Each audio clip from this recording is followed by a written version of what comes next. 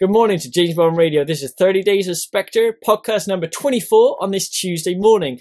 With me is my lovely odd job looking friend, Mr. Tom Sears. How are you doing, Tom? Or should I say odd job? Odd job looking friend. That is one I have definitely not heard before. That's a new one. Well, it was a lovely smile you just flashed there. Is that what the same smile you use on all people? For people I like, yeah, definitely. For people I'm fond of, they'll get the big smile. Yeah, without a doubt. I'm gonna give you like a bowler hat to wear now, just to accompany that smile. Very nice, and my formidable physical appearance as well. You know, strike a bit of fear into people. But what are we talking about today, then, Chris? So today we've got a rather special interview. Now, yesterday, obviously, we talked about the leaked scripts, and from next day onwards, we're going to be having quite a few sort of fan interviews. But today, we've got an interview with a certain Sid Man. Now, what do we know about this guy then, Tom? Well, Sid Man is the star of not only Spectre, he is also the star of Skyfall. I've heard that Daniel basically rings up Barbara and says, "Is Sid going to be in this one?" She says, "Yes." He goes, "All right, I'm in. Put my name down." And then, make sure he gets equal billing as me on the next one. Exactly. All right. Yeah, completely. So anybody who's watched on YouTube, you will most likely recognise Sid from his role in Skyfall. But he's in a bit of a shadowy scene in Spectre. But we'll leave it to him to tell us exactly where you can find him in both movies. But it's a big honour to have him on the show today. Have a genuine Bond actor up on the screen there, and he was sporting a JBR t-shirt as well when we interviewed him, wasn't he? That's what we like. When people rock a JBR t-shirt, we know they're cool. Absolutely.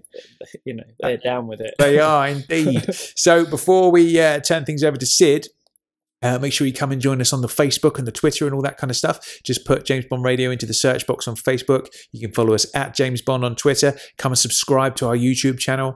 And obviously you can come over to jamesbondradio.com and leave us a voicemail over there, whether that's a listener quote or a piece of trivia, or you just want to leave us a message of some description, you can do that. Big button on the right-hand side. That's lovely.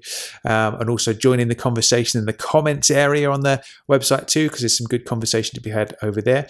And also, if you wouldn't mind coming to our iTunes page and leaving us a lovely glowing 5-star review, because it helps us rank higher in the searches and attract more listeners. Absolutely.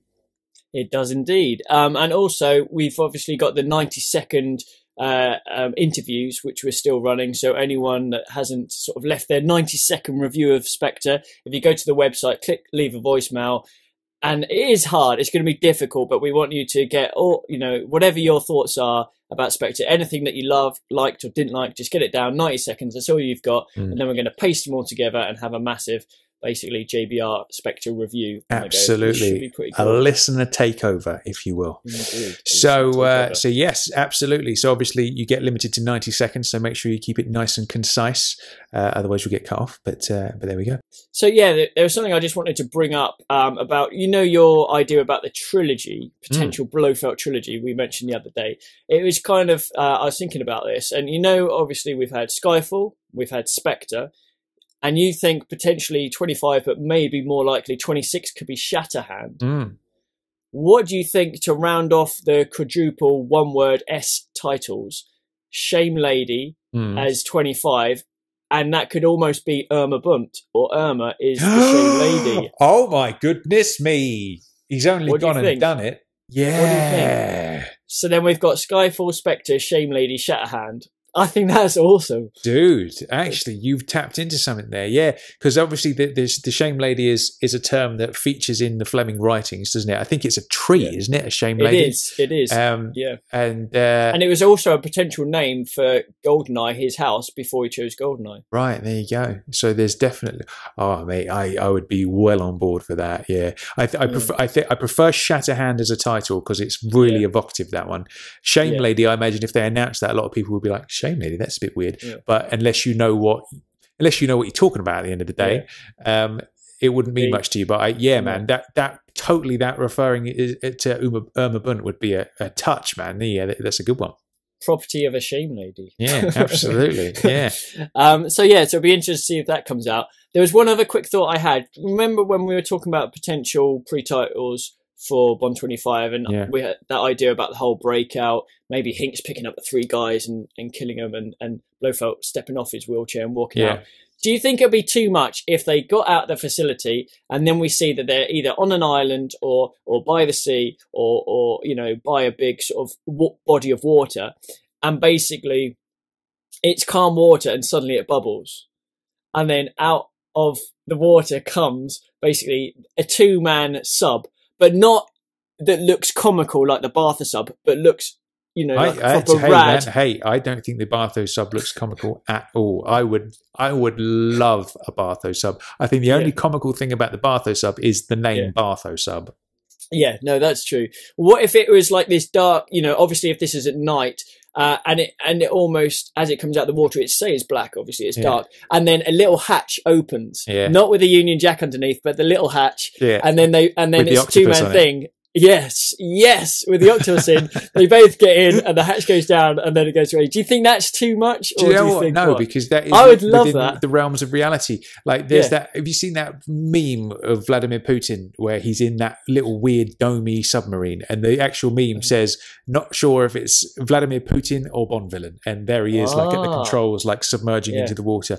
Like those. I saw something on TV, some boat show in Monaco the other day that they were selling those little sort of mini 2-man, 1-man submarines. So they are about, man. Yeah, I think that would be great. Yeah. How cool would that be though? That hatch, like you said, with the Spectre logo, and after breaking, that would be so good. I love that. Anyway, just a couple of more ideas. Listen, they just need to hire us, don't they? Like, you know, Barbara, we'll work for cheap. We'll even do it for, you know, for free essentially. Just drop us a line. We'll sort you out with the next film.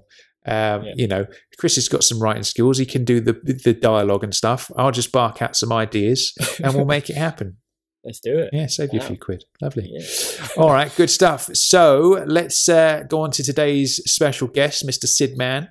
Like we said, a star of both Spectre and Skyfall.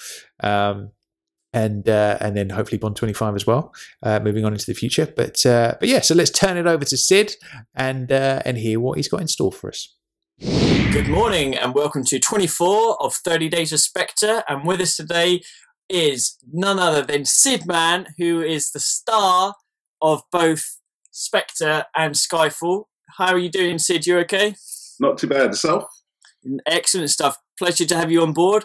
And obviously with us is my lovely co-host, Mr. Tom Sears. How are you doing, Tom? Hey, very well. I'm simultaneously excited and a little bit scared because A, we've got a star of Bond on the screen, but B, he's actually a Spectre operative as well. So we don't quite know what he's capable of really at the end of the day. Well, the thing is, I'm thinking that he's probably planted bombs on your house and mine, and if he doesn't like any of the questions, he's going to push a button and we're just going to disappear, I think. Absolutely, yeah. So lots of cool stuff to get through today with Sid. Obviously, loads of cool questions we're going to get to in a moment. But first of all, we go through a quick fire round that we ask all our listeners. So what we're going to do is, with the first quick fire question, Sid, what is your favourite James Bond film? Currently or overall? Both. Okay. Casino Royale would be a current favourite. Excellent choice. And quite possibly On Her Majesty's Secret Service. He's only gone and done the magic too. What is it about those movies that you like so much then, Sid?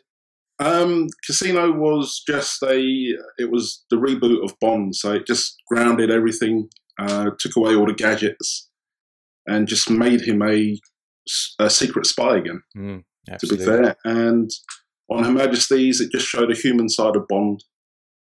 You know, it was away from all the spy stuff, and it was just a really good story. Absolutely. Good stuff. So question number 2, what is your favourite Bond book? I've only actually read one. Okay. Was it good? And that was Moonraker. Oh, nice. What did you think?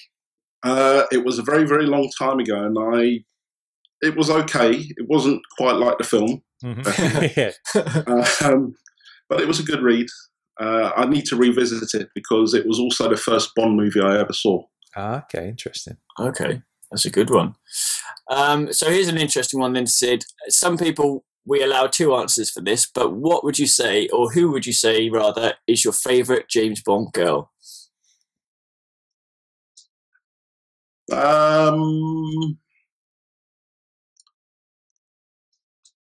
It is a hard question, that one, is it? This is the one people deliberate over the most. It's just like, I can't possibly choose. Yeah, which one should I be choosing? If it helps, we'll allow you to do one that makes your blood go, and then the other that you think in terms of character. I don't know if that helps in any way or not. Okay. You had a recent favourite in Caroline Munro, and I would probably choose her. Only because I'd also seen her in Star Crash. Oh, and if you haven't seen that movie yet, have a look at it, because she doesn't wear a great deal of that. All right, sold immediately. And a current Bond favourite, probably Bernice Marlowe. Probably. Oh yeah, that is definitely a good one for sure, without a doubt. Two good shout-outs. So, next question: who is your favourite Bond villain? Favourite Bond villain would be yourself, Christopher Lee. Well, no, I'm not quite a Bond villain yet. Christopher Lee, Scaramanga. That is a great choice for sure. And why would you say that? What is it about Scaramanga that you like so much? He's just creepy.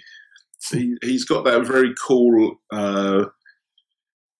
villainous vibe going through him. It's a little bit like Christoph Waltz, kind of. He's very calm and villainous and quite dangerous without actually having to be dangerous. Yeah, absolutely. You want your villains to be villainous, really, don't you? Well, yeah. I mean, you either have them either over the top kind of thing, or you have them kind of flying under the radar and they're just quite cool. Yeah, good answer. Excellent. So, who would you say is your favourite actor to have portrayed James Bond, the man himself? I was actually pondering this the other night because I was trying to write something up about it. I grew up with Roger Moore, so in terms of if you were picking a Doctor Who, you'd say one of the doctors would be your Doctor, and I'd say Roger Moore was my Bond.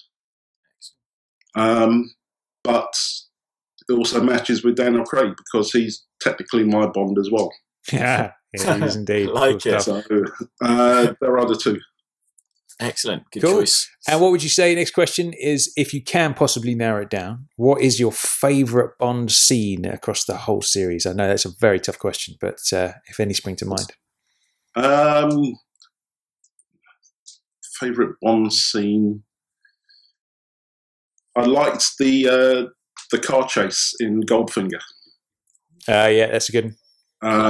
It was just excellent. I mean, it's the iconic car, it's the gadgets, and it's Bond in a situation, really. Excellent. Good stuff. Now, you mentioned earlier the first sort of Bond movie you watched in the cinema was Moonraker, but what was your earliest memory of Bond? Was it that, or had you heard about Bond before you saw Moonraker? It was quite literally Moonraker.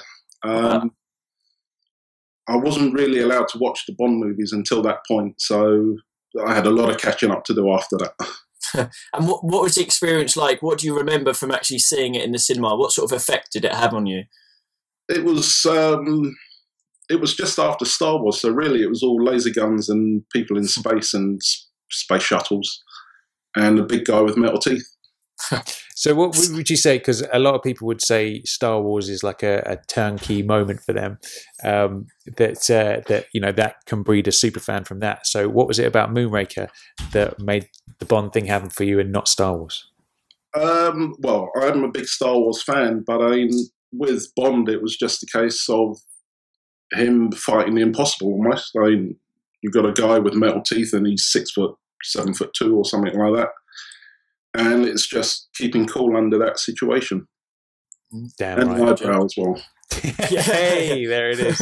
Damn Roger right. always keeps cool, no matter what happens. He always keeps his cool, doesn't he? Good stuff. So the last question then for the quick fire round. Now, obviously, aside from the locations you've been where you've actually filmed, is there any favourite Bond location that you visited and any that you haven't visited that you'd like to one day? Well, I've been to Pinewood, which is where they shot the Goldfinger car chase. It's obviously the home of Bond as well. I'd like to go to the ski chase areas. Very nice. Yeah. Especially the current one, the one in Austria as well. That'd be quite nice to be able to go to. Yeah, absolutely. I think having lunch at the Ice Cube restaurant or the Hoffler Clinic would be a great one to visit for sure. Yeah. I hear the view can be distracting though, so there is that. But so moving on then. Well, we have to just talk about where you've been for the last few years in the world of Bond, because, like we said, not only were you in Spectre, you were also in Skyfall as well. So, tell us a little bit about like how that all came about. You know, what's the entrance point into Bond for you?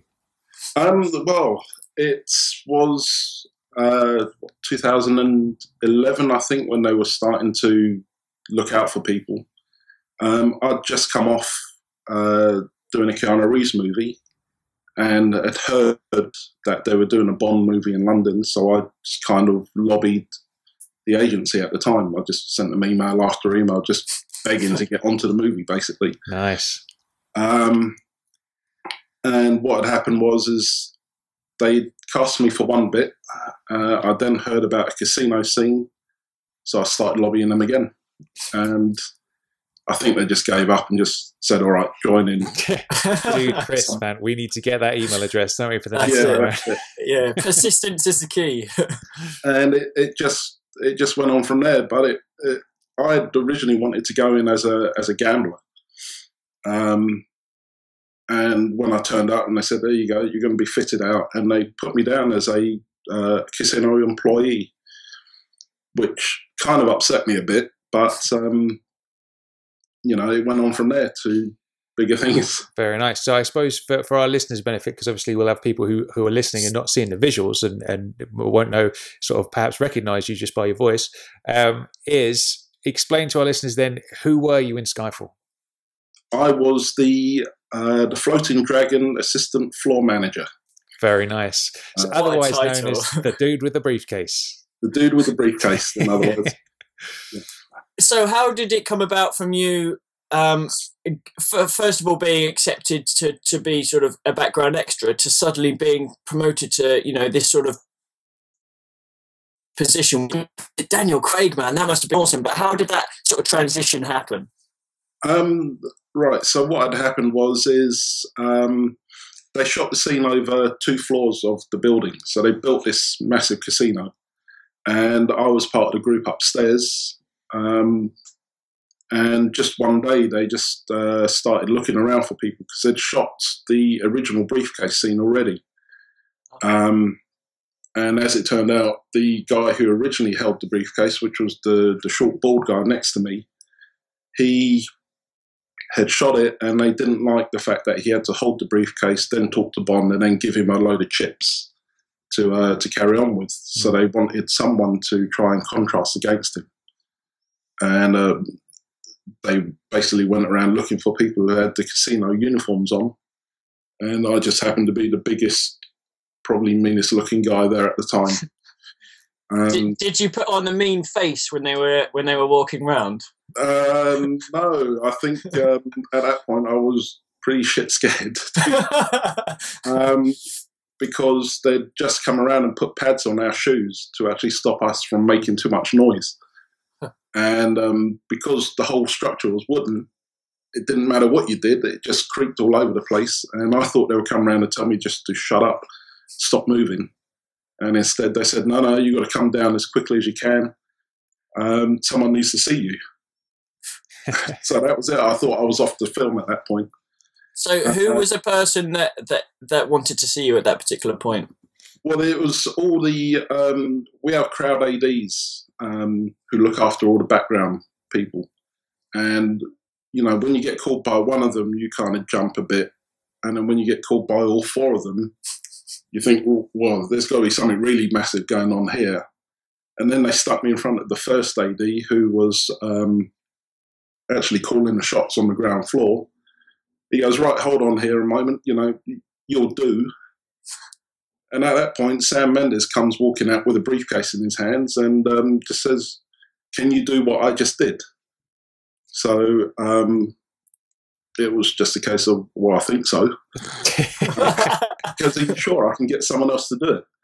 And I said, no, I can do that. And what he hadn't told me was he was holding an empty briefcase and they were going to give me a full briefcase.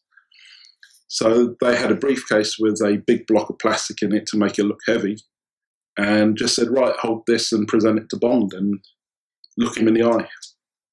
How about that? Now, so that's the big moment then, isn't it? What's amazing is that came about all by luck.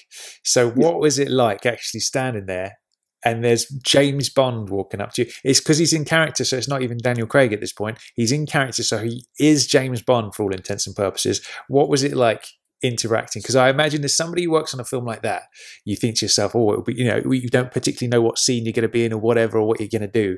You'll be like, oh, I'm probably just going to be somebody walking past in the street or something. The ultimate dream would be to have a direct interaction with Bond himself. So what was that moment like? Oh, it was great. I mean, to be fair, he actually kept trying to make me laugh. Oh yeah. So they shot a scene from over my shoulder, which would be looking at Bond, and then they shot a scene over his shoulder, looking at me. And every time they shot over his shoulder, he kept trying to pout and kind of, you know, there was these little looks where he was trying to make me react to him in some way. Very nice. And the original take we did, I hadn't actually looked at him. I didn't stare at him or look angry at him. So Sam had come round and said, you've got to look at him. You've got to be really pissed that you're giving him €4 million. Yeah. So I thought, all right, okay, how do I stare down James Bond? So I just came out and tried it again. He goes, right, that's what you need to do. And every time I came out and did that, he just kept trying to make me laugh. How funny. And it was great. How many takes did you end up doing? That particular stare down scene was done over a lunchtime, so it took about an hour and a half to do, because they were also setting up the camera angles and basically switching everything around. So it was just a lot of waiting around as well. Yeah, very nice. And did you get to speak to Daniel? Did you say anything to him outside of the actual scene? I didn't, unfortunately. He basically, because it was in the last week of filming, so he was basically in Bond mode all the way through. So as soon as they called cut on the camera, he'd be off in the corner listening to music, and I'd be left there with the casino manager and Bond standing, basically. Right. So yeah, it was kind of strange. I mean, it's just like staring at James Bond.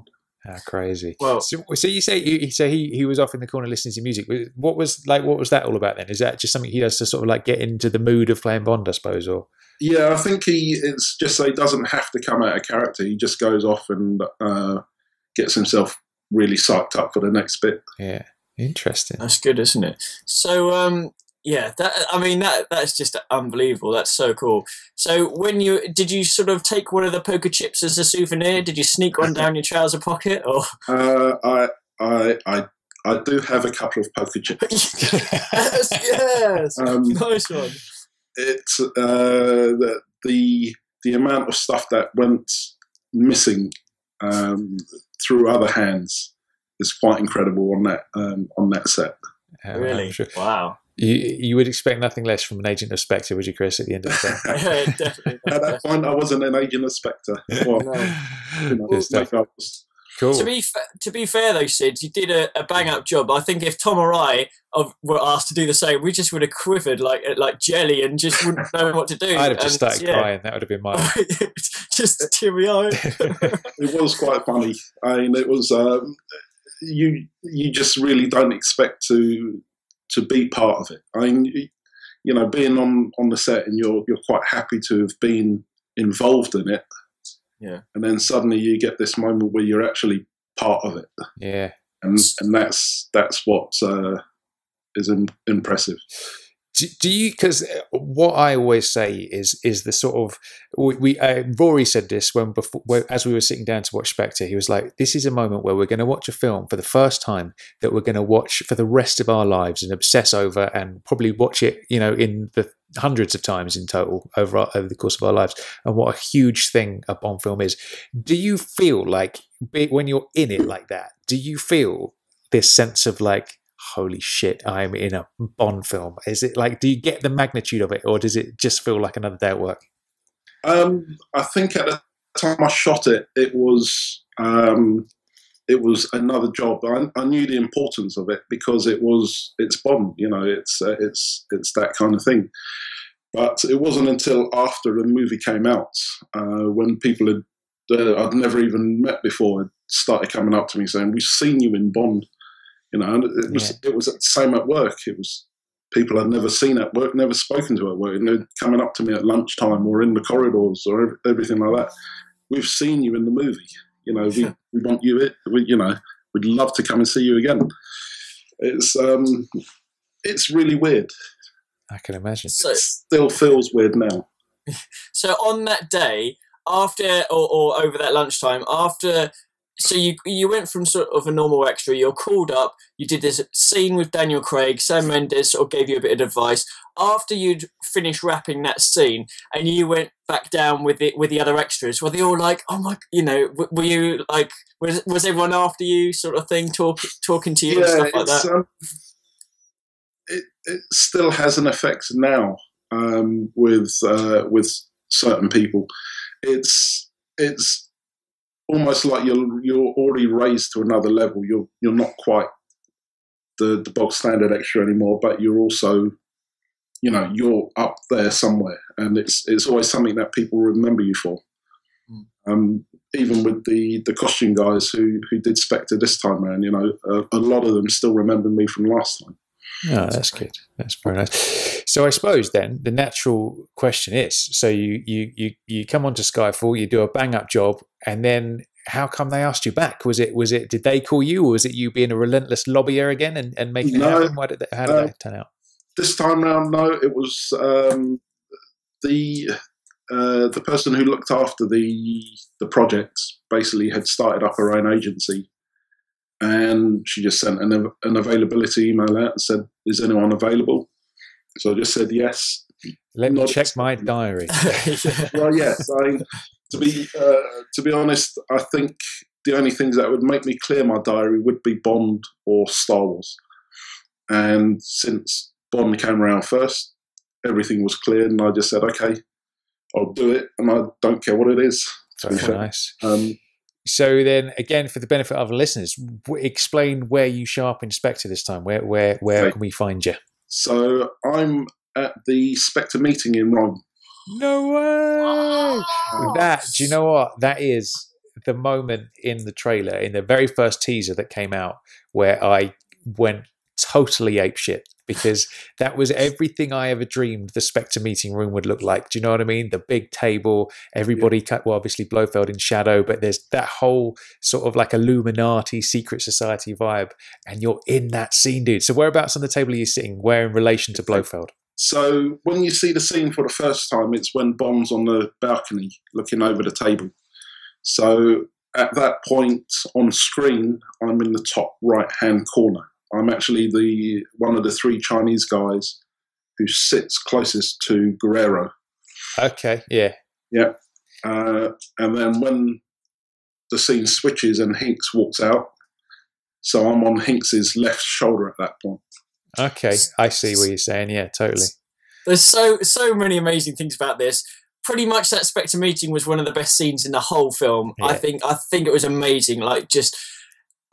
well, it was just brilliantly done. But you got to see, obviously, Daniel was there. You got to see Krista Fox walk in as Blofeld, those massive doors open, and you got Mr Hinks brushing past you as he basically takes care of Guerrero. What was that like? That must have been insane.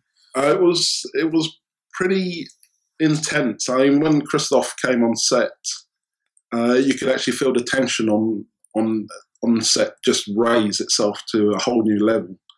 You know, you're talking about an Oscar-winning actor who's basically just coming in to sit down. And kind of, you know, it's all straight backs and holy shit, he's here. You know, and he did it the same every day for a week.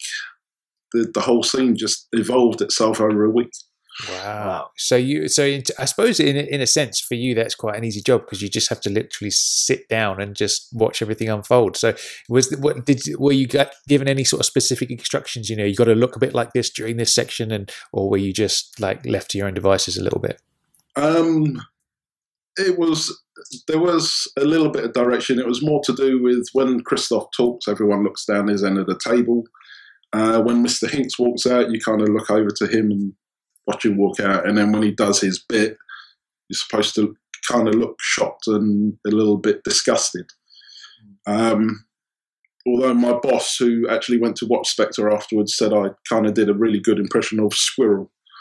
Because I think they used various little cuts from what they did take, and it looks like I'm just reacting to nothing in particular. Yeah.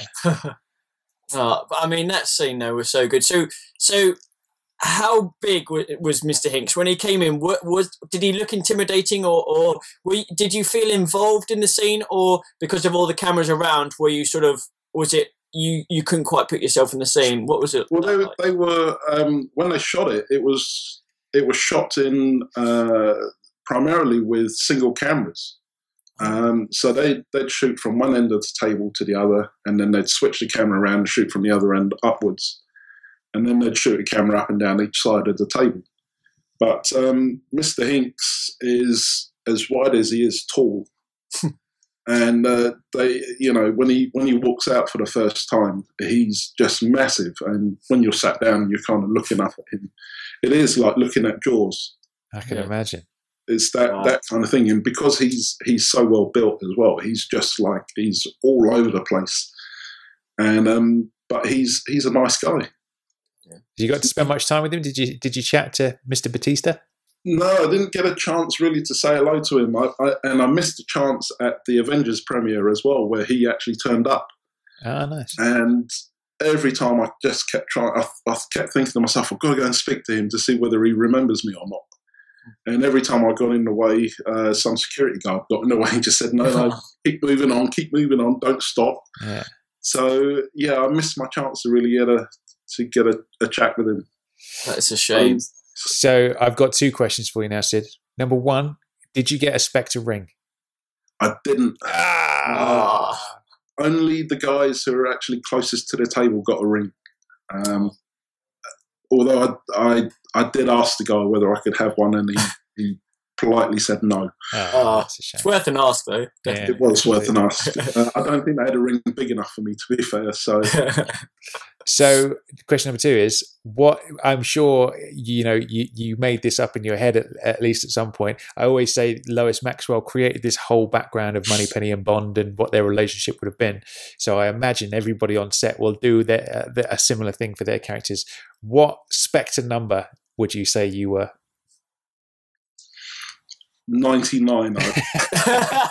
No, to be fair, I did actually, when I spoke to Chloe, who was our main crowd director, I did actually say, wouldn't it be funny if I was the same guy from the casino in Macau who had just kind of lucked his way all the way through the Spectre rank somewhere, and now I'd just turned up where I was. And she kind of looked at me and said, well, that might not be too far from the truth, but we can't give you a character this time round. Yeah. So that's my character. I believe it's still the same guy from Macau who just got lucky. There you go. I think that there's definite truth in that, because we know now that obviously everything around Silver was a part of Spectre. And so, and obviously your character in Skyfall was kind of was a part of that. So why not? It's quite a big bump up, but what a brilliant sort of promotion. I mean, that's fantastic, isn't it? I was going to ask a question about, Mr. Hinks with the thumb daggers, where he's got those things on his thumbs. Was that noticeable, and did they mention about that, and how was that sort of played out? We did notice something on his thumbs, and I think the way they were going to shoot the scene originally, they actually changed it. So originally, I think what they were going to do was, after he'd slammed Guerrero into the table, and then he was about to lift him to gouge his eyes out, they were actually going to have him off the ground, because they had a harness ready to actually do the whole thing. But they seemed to change their minds after a couple of run-throughs and took the harness away. Yeah. Interesting. Right. Yeah. But they didn't actually put the blood on until the very last take. Wow. It's all these sort of technical aspects is pretty cool, isn't it? It's interesting to find out about. So what was it like when Christoph came in? He sat down. He from your point of view, was he still in shadow when he sat down? He was always in shadow from where I was. Yeah, and that scene's amazing where he's got his two guys behind him, and he just does that subtle little head turn, comes over, moves the microphone closer to him. If I was sat there at the table, I'd be so hard not to sort of get so excited to let out a noise or something when he did that. But that must have been amazing to watch, but also quite difficult to potentially contain yourself. Yeah, it's always quite difficult to contain your excitement when there's someone very high level in terms of acting turning up on set. I mean, even because of how the scene was, we didn't have Daniel on sets until they threw the big guy off the top of the balcony. But he turned up on the first day and he'd walked past and clocked me once. But I don't know whether he actually remembered me or not. But he kind of looked and then carried on walking as if nothing had happened. You should have had a briefcase with you. I did say that. I said, can I have a briefcase down by my seat? So I remember who I am. But they didn't really want to go for that kind of in-joke at that point. Yeah. Oh. Interesting. So that whole sequence takes a full week, you said, to shoot that one? Yes. So the sequence was, they pitched it as the same importance as the casino scene in Skyfall. So they took about a week to film. And it included the death of Guerrero and also the introduction of Oberhauser. Yeah. And also the stunt which had the big guy thrown off the top of the balcony. Interesting. So were you there for that stunt when it happened? And how did it happen? Did they use wires, or did the guy just sort of land on a crash mat? How did that all? No. So what they did was they shot everything around it, and then they cleared the room because they needed to set the cameras up in certain ways. But they let us watch the filming of it from the doorway. So we all stood in front of the massive doors and watched this big guy who was on wires. So they'd harness him up, get him up to the top of the balcony. He'd do a running jump, basically, and just kind of fall about 20 feet. And then he'd get up and do it again. And they did it about 10 times. And each time the guy got up slower and slower. And he was just fed up by the end of it. But he was game for it. He just kept going for it and going for it. And then eventually they set a platform up so that they could film the actual slam onto the table, and didn't use it. Oh, interesting. So it was, speaking of which, were there any sections that you were there when that they shot that they didn't end up using? Any kind of the speech, the German Spectre lady's speech was much longer. And she had a hand movement, which she did on probably 9 out of the 10 times they shot the scene. And they didn't use any of those ones. They just used one where she didn't actually react in any way. Yeah. Wow. Interesting. There were longer shots going up and down each side of the table. I suppose the tricky part with that is it could be like, oh, so what did she say? But obviously it was all in German. So you probably wouldn't know unless you spoke German. But, yeah. Here's a bit of an interesting question. I'm not sure if you know the answer, but I noticed when Krista Fox does come in and he's sat at the table, he's permanently got his right hand on the table and he doesn't move it. His right hand just stays there. Yeah. And I still don't know if that's a nod to something or why that is. Did you notice that? And if so, do you know a reason why that was there? Was it just... We did notice that he always sat in the same position each time. We don't know why he did it. And... it must be something that he'd arranged with Sam, as to how his character would be. But, in previous types of spy movies and everything, the bad guy's always shrouded in shadow, and he kind of always sits with one hand up and one hand down. So maybe he's got his finger on a button waiting to eject one of the Spectre agents. I like that. Oh, that's going to be what it is, isn't it? Waiting to execute somebody with a little electric chair thing. That's what it is. Interesting. Hopefully not mine, but nice one.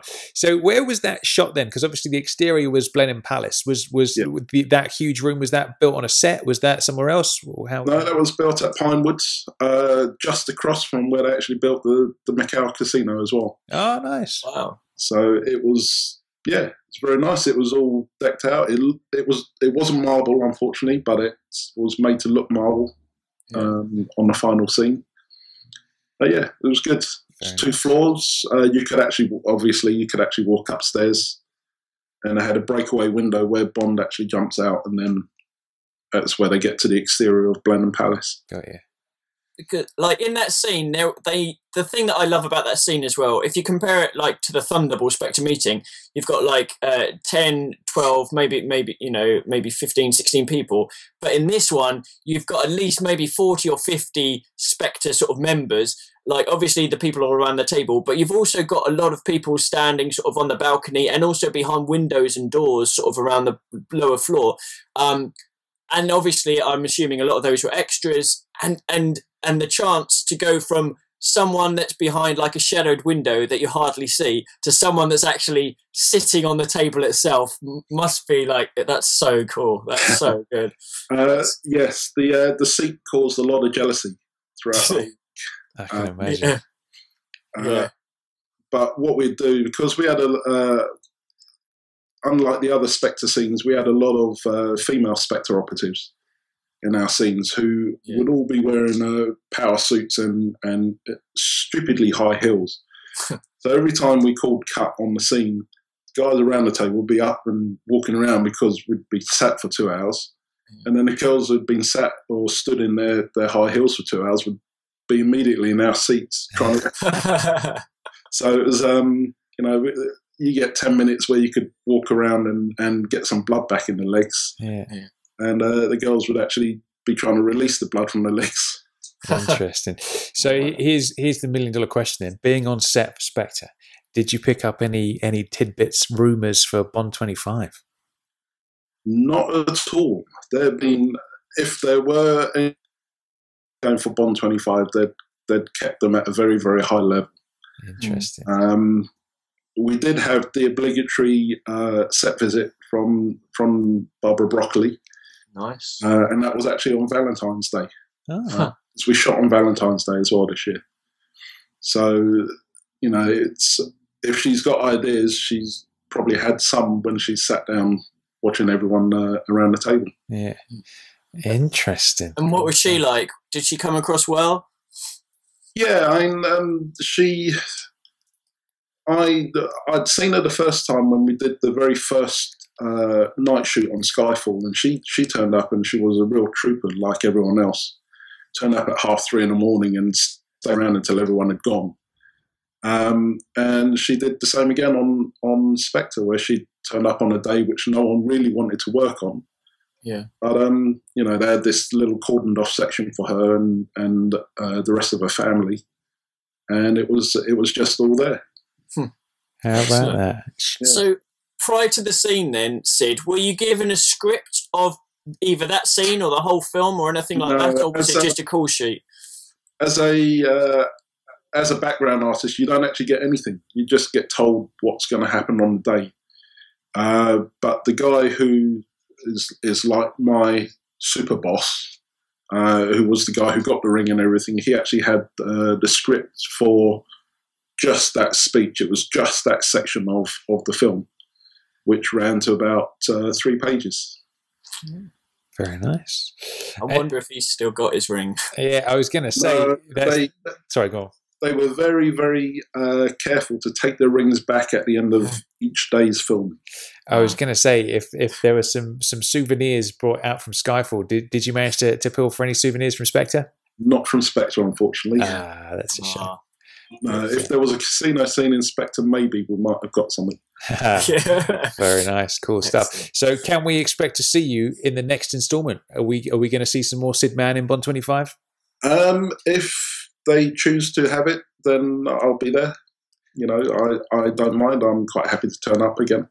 Very nice. Have you got your template email ready to send out like 10 times a day? Well, I didn't actually have to send it 10 times a day this time round. Wow. It was just the one email and off it went. But if there's a need for a big Chinese guy who's a Spectre agent, then I'm quite happy to fill it. There you go. Very nice. Excellent stuff.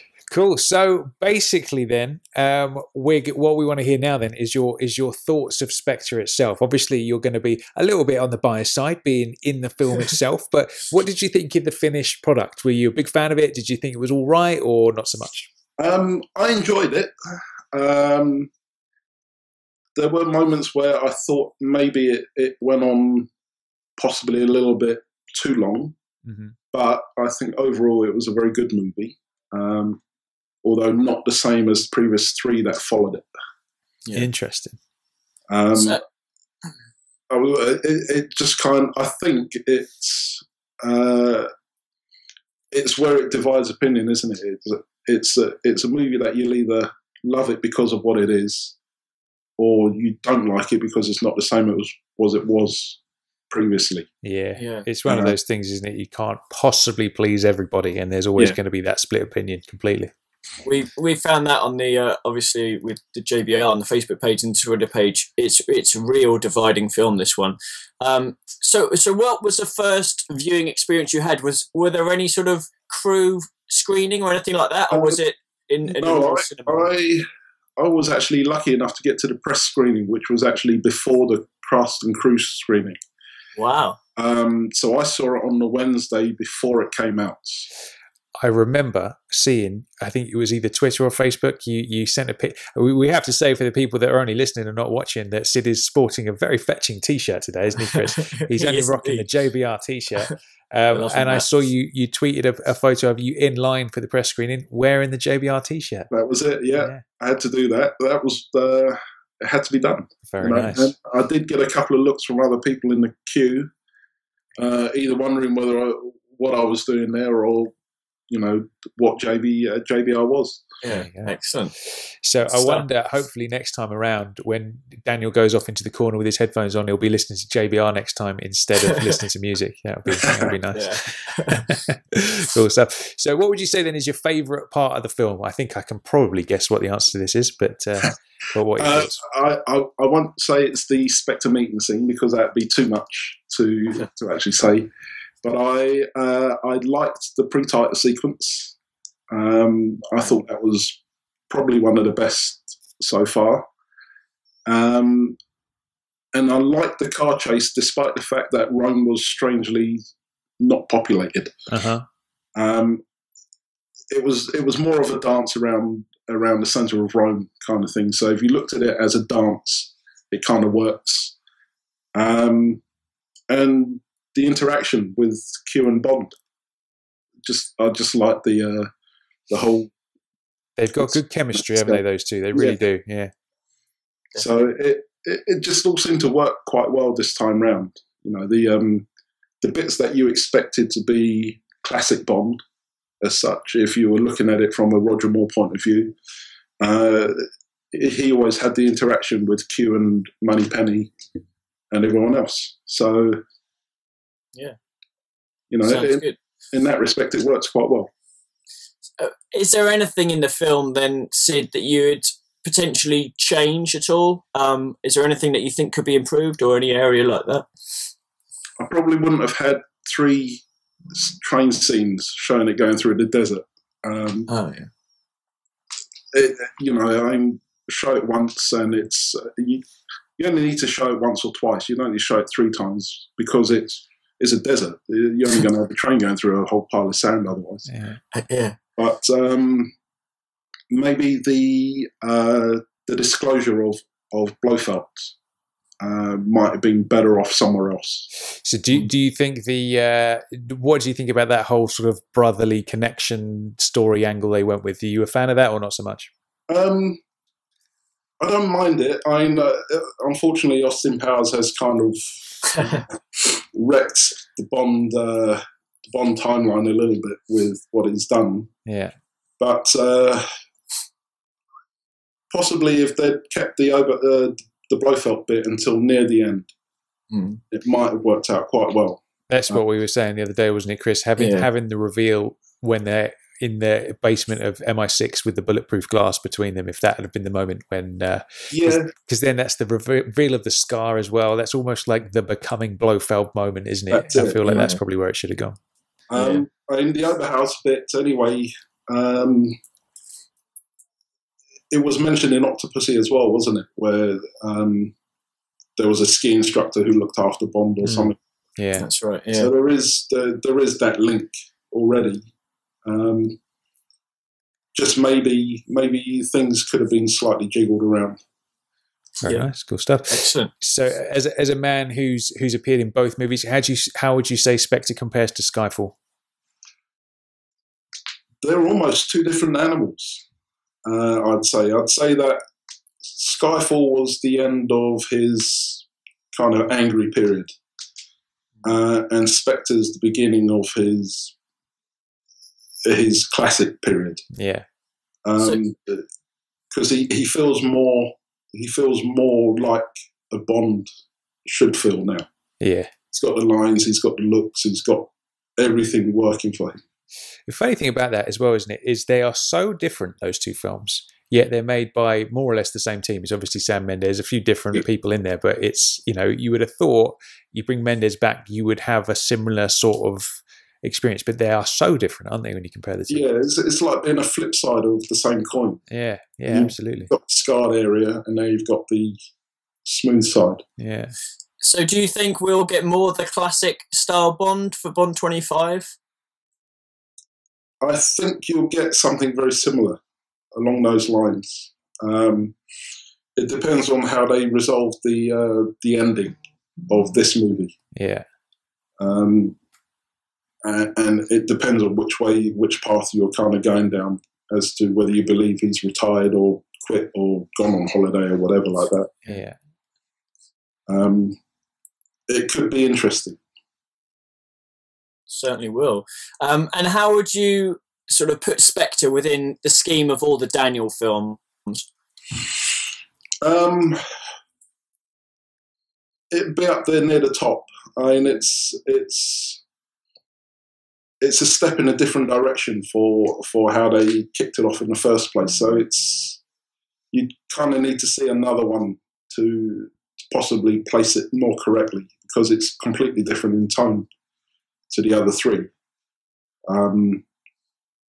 Even for Skyfall, it's completely different. It's like a day and night type of movie. Totally. So what's your sort of worst to best or favourite to least favourite countdown then for Daniel's films? Casino Royale I thought was great. Quantum, I thought you kind of fell into it as if it was in the middle of another movie. Yeah. The start was very abrupt. I mean, it's a good movie. It's just not the same level as Skyfall or Spectre or Casino before it. Yeah. And I'd probably put Skyfall and Spectre roughly around the same level. Probably Spectre a little bit higher. Very nice. So I suppose one of the things I've seen a lot of people say about Quantum is that it suffers because it's not its own thing. Do you know what I mean? It sort of doesn't make much sense unless you've seen Casino Royale. So I guess maybe that's something that to be taken there. I feel that probably if they'd had it as one massive 4-hour movie, the revenge aspect of it, you'd have to really cut an hour off from the end of Casino to make Quantum make more sense. Yeah. And then put the last hour of Casino onto the beginning of Quantum. It's where basically it's where he says he's quit kind of thing. Yeah. On the boat. Interesting. So where would you say then Spectre fits among the whole series? Would you say it's a top 5, a top 10, somewhere top 20? What do you think? Top 10 currently, I'd say. It's the first Spectre movie for 40 years, or 40 odd years. So really you're kind of looking at, was it Thunderball, I think, as the last Spectre movie? Where it would have been on Majesty's. On the Majesty. Obviously, we have Blofeld in Diamonds, but Spectre was never actually mentioned, was it? In that one, that was sort of under the rug a bit. Spectre thing, I think it's probably Majesty's or Thunderball. It'd be as good as those, I'd say. Very nice. Excellent. So just to finish, Bond 25, what do you think we're going to get, and what would you like to see? I think right now he's on an indefinite leave of absence. He's gone off on his happily ever after moment, and something will cause him to come out of retirement. Probably the escape of Blofeld. So I'd say he's escaped.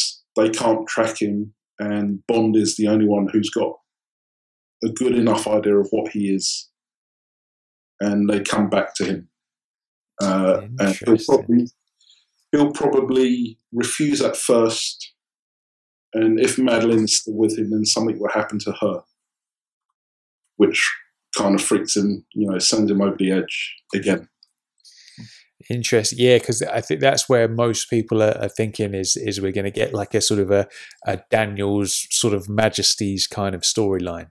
But it's interesting to think of what they will do next, because if they do go down that route, then that suggests going back to the more super dark kind of Skyfall, Casino Royale style Bond, whereas now we've just had this super sort of relaxed, nonchalant Bond, and how they'll kind of play that if that's the storyline they do. Yeah, it's difficult because we've had 3 dark Bonds and 1 light Bond.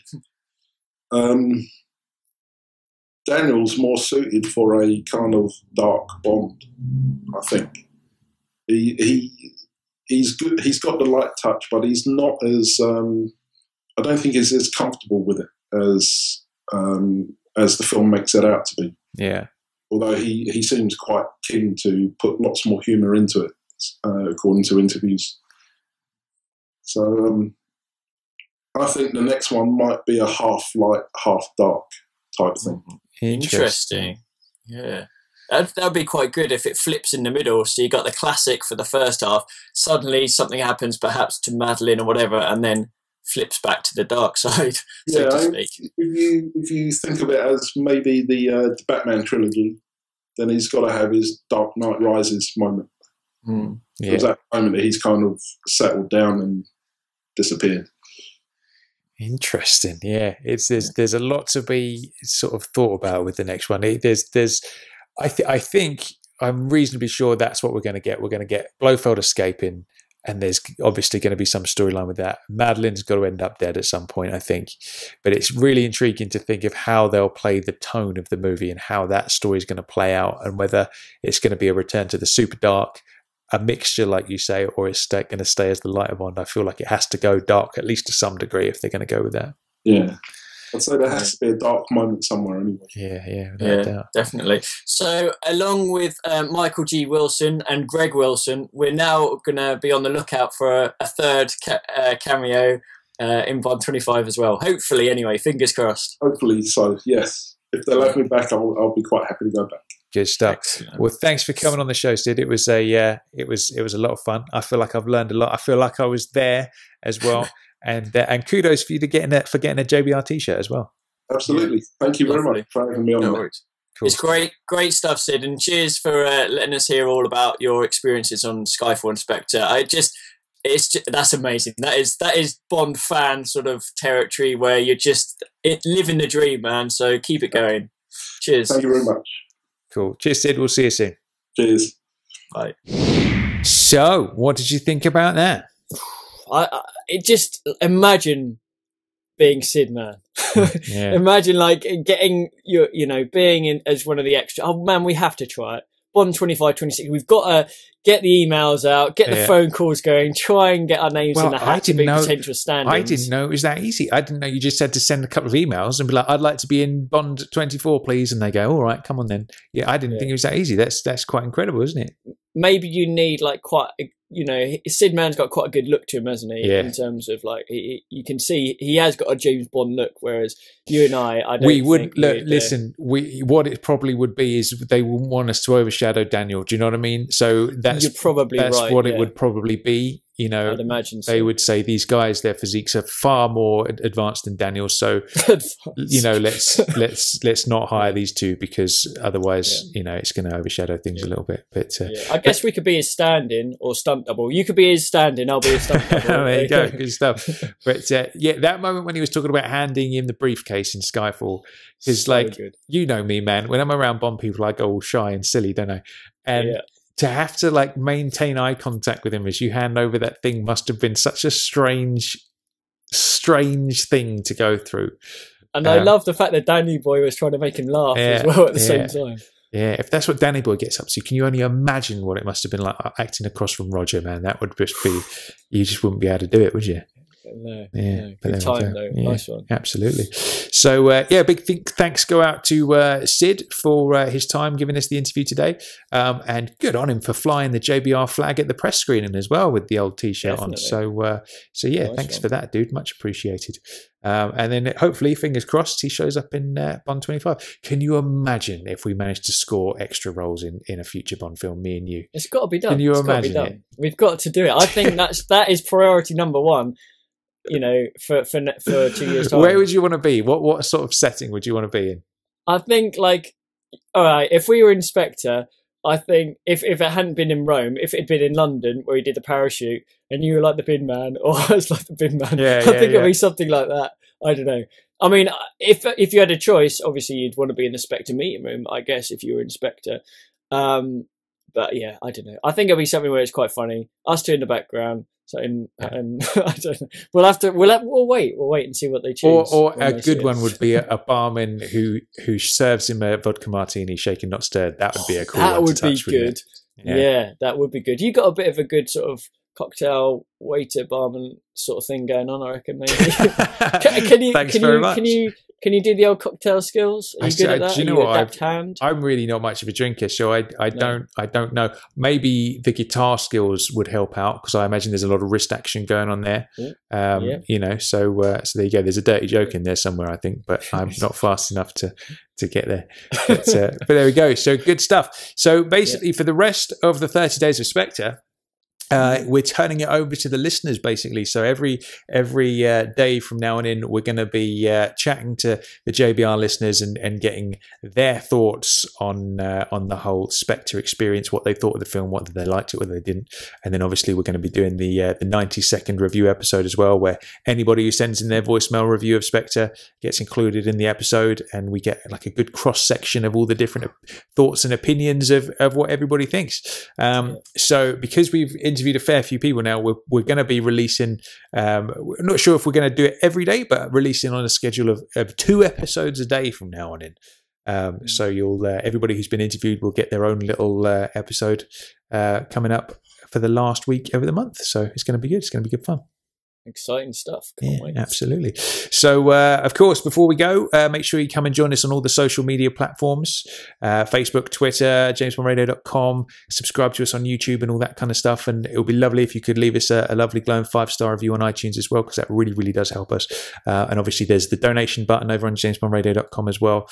That's always very much appreciated and very helpful too. Actually, saying that, should give some shout outs to some of the donators so far this week. We've had donations from Richard Andrews, Stephen House, Julian O'Hare, Dominic Maxwell, and Daniel Frost. So big thanks going out to you guys. Lovely people. Lovely people. Absolutely. Good stuff. We're going to be wasting it on hookers and blow, aren't we, Chris? Yep. Absolutely. Good stuff. Good fun. Thank you very much. But no, absolutely. Really, really appreciated every one of you. So thank you for that. Until tomorrow, we will be back with more 30 Days of Spectre with some listener interviews. I've been Chris Wright. I've been Tom Sears. And we'll see you tomorrow. Take care, everyone. Bye.